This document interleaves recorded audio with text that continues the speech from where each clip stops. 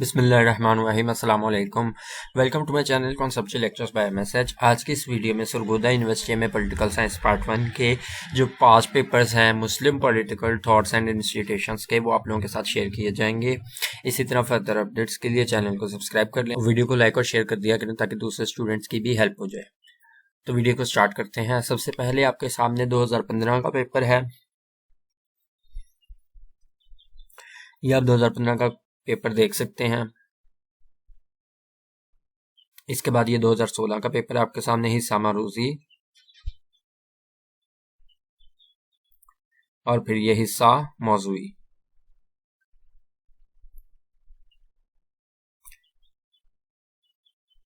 ये 2018 का पेपर।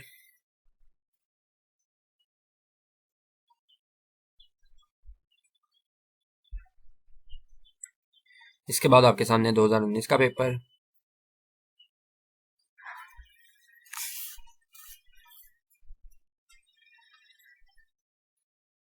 ये इसका सब्जेक्टिव पार्ट है। इसके बाद आपके सामने 2021 का पेपर है।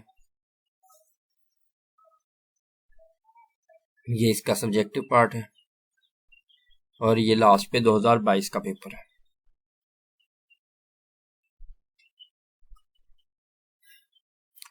उम्मीद करता हूँ वीडियो पसंद आई होगी। Thank you so much.